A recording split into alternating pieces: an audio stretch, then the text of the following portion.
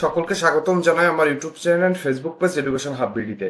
পেজকে নিয়ে সরকারি চাকরিজীবীরা অনেক বেশি সন্দিহান হয়ে পড়েছেন যখন থেকে তারা জানতে পেরেছেন যে গ্যাজেটটি অক্টোবরের পরে আসতে পারে।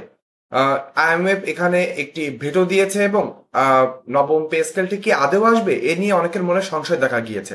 আজকের এই ভিডিওটিতে আমি অর্থমন্ত্রীর মারফত দিয়ে কিছু ঘটনা আপনাদের সামনে তুলে ধরবো, যার মাধ্যমে আপনারা বুঝতে পারবেন নবম পে স্কেল অবধারিতভাবে আসবে এবং গেজেট প্রকাশে একটু দেরি হলেও আপনারা সরকারি চাকরিজীবীরা সকল সুযোগ সুবিধাই পাবেন। তাহলে চলুন আমরা আজকে মেন ভিডিওতে প্রবেশ করি এবং জেনে নিই অর্থমন্ত্রীর মুখ দিয়ে যে নবম পে স্কেল কিভাবে আসবে এবং সরকার এটি নিয়ে কি ভাবছে। আমরা ভিডিওর মেন অংশে চলে এসেছি। প্রথমে আপনাদেরকে জানিয়ে দিই ঘটনা এক হচ্ছে হচ্ছে 11ই জুন। আমরা জানি আমাদের জাতীয় মহান সংসদে আমাদের অর্থমন্ত্রী আমির খসরু মাহমুদ চৌধুরী তিনি কিন্তু স্পষ্টভাবে উল্লেখ করেন 2026 সালের জুলাই থেকে নবম পে স্কেল বাস্তবায়ন হবে এবং সেটি ধাপে ধাপে বাস্তবায়ন করা হবে। জাতীয় সংসদের মতো একটা জায়গায় দাঁড়িয়ে বাজেট অধিবেশনে যখন একজন অর্থমন্ত্রী পে স্কেল নিয়ে কথা বলেন, তাহলে কিন্তু এটি হেলাফেলা করার মতো কিছু না।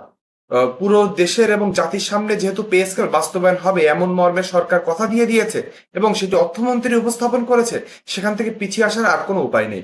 এজন্য বলবো সরকারি চাকরিজীবীরা সন্দিহান হবেন না। আপনাদের মনে অনেক কিছু দাঁড়া বাঁধতে পারে, যেহেতু গ্যাজেট প্রকাশের কার্যক্রমটি পিছিয়ে যাচ্ছে এই জন্য আপনাদের মনে অনেক কনফিউশন আসতে পারে, কিন্তু তাই বলে পে স্কেল বাস্তবায়ন হবে না এমন আশা থেকে আপনারা সরে আসুন। পে স্কেল অবশ্যই বাস্তবায়ন হবে। যেখানে আমাদের অর্থমন্ত্রী জানিয়ে দিয়েছেন পে স্কেল বাস্তবায়ন হবে, সেখানে অন্য কিছু ভাবার কোনো প্রয়োজন হয় না। এবার আপনাদের সামনে আমি ঘটনা 2 অবতরণ করব। এটি হচ্ছে আমাদের প্রত্যেক বছর বছর যখন বাজেট অধিবেশন হয় তারপরে পুরো দেশের সকল সাংবাদিক এবং সামাজিক যোগাযোগ মাধ্যমে সব আপনার সাংবাদিকরা এক জায়গায় বসেন এবং সেখানে কিন্তু অর্থমন্ত্রীর কাছ থেকে বিভিন্ন ধরনের প্রশ্ন করা হয়। অর্থমন্ত্রী জাতীয় সংসদ অধিবেশনে মহান জাতীয় সংসদে যে বাজেটটি তুলে ধরে সেই কেন্দ্রে কিন্তু প্রশ্ন করা হয়। ঘটনা 2 সেই প্রশ্ন ভিত্তিকই। সেখানে একজন সাংবাদিক প্রশ্ন করেন আমাদের অর্থমন্ত্রীর কাছে যে আপনি তো সরকারি চাকরিজীবীদের জন্য নতুন পে স্কেলের ঘোষণা দিয়েছেন, আপনি কি মনে করেন সরকারি চাকরিজীবীদের নতুন পে স্কেল দিলে দুর্নীতি কমবে? সেখানে কিন্তু চমৎকার আমাদের অর্থমন্ত্রী একটা স্পষ্ট অ্যান্সার দেন, সেটা জানাবো আপনাদেরকে। তিনি বলেন দেশের অর্থনীতি ভঙ্গুর অবস্থায় আছে, এখান থেকে টেনে তুলতে কমপক্ষে 2 বছর সময় লাগবে। যত সংকটই থাকুক সরকারি কর্মচারীদের নতুন বেতন কাঠামো বাস্তবায়ন করা জরুরি। 11 বছর হলো সরকারি কর্মচারীদের বেতন বাড়ানো হয় না, অথচ এই সময়ে মূল্যস্ফীতির চাপ বহুগুণে বেড়েছে।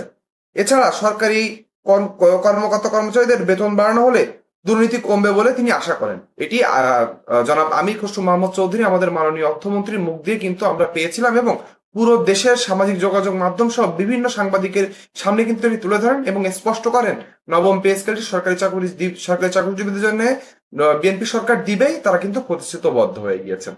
ঘটনা 2 শেষ হলো, সেখান থেকে কিন্তু আমরা সরকারি চাকরিজীবীরা মনে আশা বাড়তে শুরু করলাম, যেহেতু পর 2 দিন আমরা জেনে গেলাম আমাদের অর্থমন্ত্রী স্পষ্ট করে জানালেন এবং সরকারি চাকরিজীবীদের পাশে দাঁড়ালেন। তখন কিন্তু আমাদের মনে কোনো কনফিউশন ছিল না। কনফিউশন আসছে কখন থেকে? আমরা জুনে শুনলাম, জুনে 11 তারিখে যেহেতু ঘোষণা হয়ে গেল, আমরা ভাবলাম যেহেতু জুন মাস শেষ না হওয়া পর্যন্ত আমাদের সরকারের হাতে সময় রয়েছে, সেই সময়ের ভিতরে হয়তো গ্যাজেট প্রকাশ হবে। আমরা শুনলাম সচিব কমিটির কার্যক্রম শেষ হয়নি, জুলাই মাস চলছে। আমরা মনে করলাম জুলাই মাসের মধ্যভাগ বা প্রথম ভাগে হয়তো গ্যাজেট প্রকাশ হয়ে যাবে, সেটি হলো না। আমরা জানলাম যে সচিব কমিটির এখনো কিছু পর্যালোচনা বাকি রয়েছে, এখনো 2 থেকে 3টি বৈঠক বাকি রয়েছে, সেটাও শেষ হলো। আজকে আপনার 29 তারিখ হলো জুলাই মাসের, অর্থাৎ জুলাই মাস প্রায় শেষ, আর 2 দিন রয়েছে। তারপরে আমরা জানতে পারলাম যে আইএমএফ এখানে ভেটো দিয়েছে।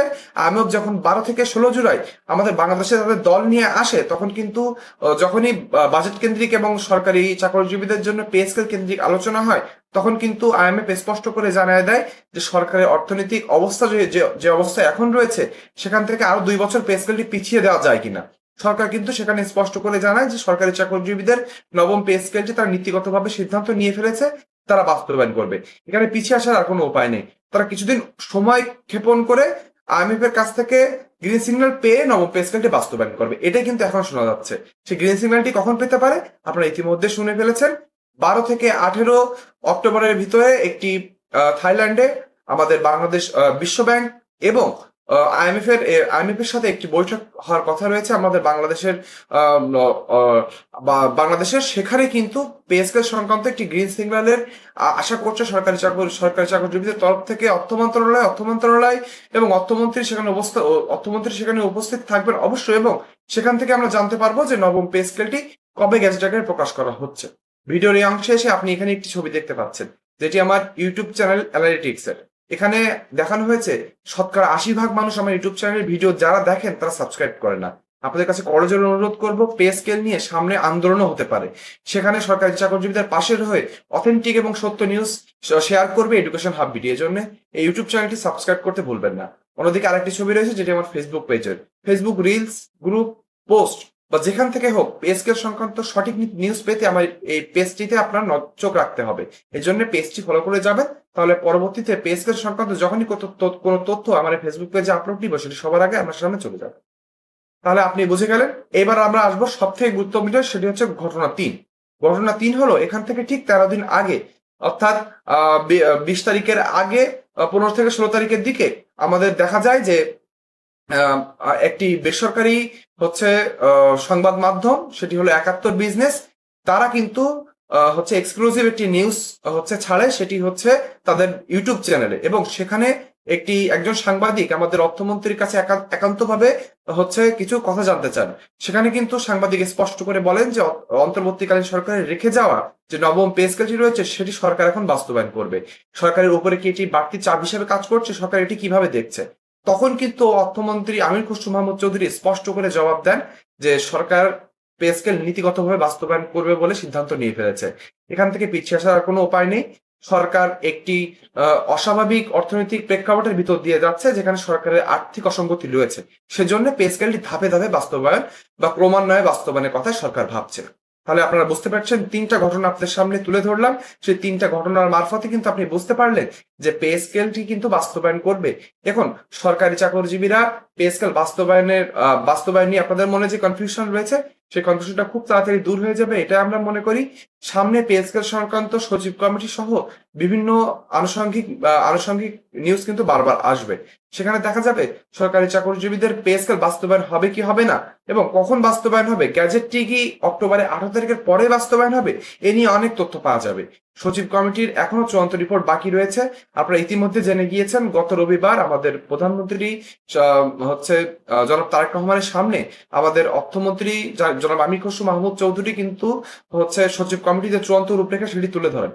আমাদের প্রধানমন্ত্রী সকল বিষয়, অর্থাৎ দেশের যে অর্থনৈতিক পরিস্থিতি রয়েছে, ভঙ্গুর অবস্থা রয়েছে, এবং সামনে যে জ্বালানি সংকট রয়েছে, এই সকল বিষয় সামনে রেখে তাদের যে রূপরেখাটি আরেকবার পর্যালোচনার কথা বলেছেন। সেজন্য কিন্তু কার্যক্রমটি এখনো পিছিয়ে যেতে পারে। পে স্কেল সংক্রান্ত সামনে অনেক নিউজ আসবে, তার সত্য এবং অথেন্টিক নিউজ পেতে আমার ইউটিউব চ্যানেলটি সাবস্ক্রাইব এবং আমার ফেসবুক পেজটি ফলো করতে ভুলবেন না। শেষ অংশে এসে আপনাদের সাথে একটি কথা রয়েছে। আমি জানি সরকারি চাকরিজীবী হয়ে আপনার মন এখন স্থির থাকতে পারে না। আপনি যখনই পে স্কেল সংক্রান্ত এখন কোনো নিউজই শুনবেন, আপনার মনে গালাগালি দিতে ইচ্ছা করবে, আপনার মনে ইচ্ছা করবে দূর, পে স্কেল তো বাস্তবায়ন হচ্ছে না, কি কথা শুনবো। কিন্তু বিশ্বাস করেন, পে স্কেল বাস্তবায়ন করতে সরকারি চাকরিজীবীদের সরকারের উপরে চাপ প্রয়োগ করা অবশ্যম্ভাবী হয়ে পড়েছে। সরকারের উপরে চাপ প্রয়োগ করতে হবে। আপনি নিজের জায়গা থেকে আপনার সামাজিক যোগাযোগ মাধ্যম ব্যবহার করে বা কমেন্ট সেকশনে একটি কমেন্ট করেও কিন্তু আপনার মতামত জানাতে পারেন যে 2026 সালের জুলাই থেকে নবম পে স্কেল বেসিকের 100% বাস্তবায়ন চাই এবং আগস্টের ভিতরে পে স্কেল গ্যাজেট প্রকাশ চাই। এমন ভাবে আপনি যখন বিষয়টি ছড়িয়ে দেবেন, আমরা 21 লক্ষ সরকারি কর্মকর্তা কর্মচারীর পরিবার রয়েছি। এখন আমরা যদি মনে করি যে না, পে স্কেল আসলে তো সবাই পাবো না, আসলে কেউ পাবো না, এমন মন মানসিকতা নিয়ে যখনই থাকবেন, তখনই দেখা যাবে সরকারি চাকরিজীবীরা কিন্তু দিন দিন পিছিয়ে আসবে। আপনাদের কাছে অনুরোধ থাকবে, আপনারা এখনো ডিমোটিভেট হবেন না, নিজেকে চাঙ্গা করুন এবং পে স্কেল সংক্রান্ত তথ্যে সরব হন। সরকারি চাকরিজীবীরা কি চায় এবং সরকারকে কি দিতে হবে, এটি নিয়ে ভোকাল হন। পে স্কেল সংক্রান্ত সামনে অনেক নিউজ আসবে, সেটি পেতে আমার ইউটিউব চ্যানেলটি আরেকবার সাবস্ক্রাইব করতে বলবেন এবং ফেসবুক পেজে ফলো করতে ভুলবেন না। আজকে ভিডিও এ পর্যন্তই। সকলে ভালো থাকবেন। ধন্যবাদ।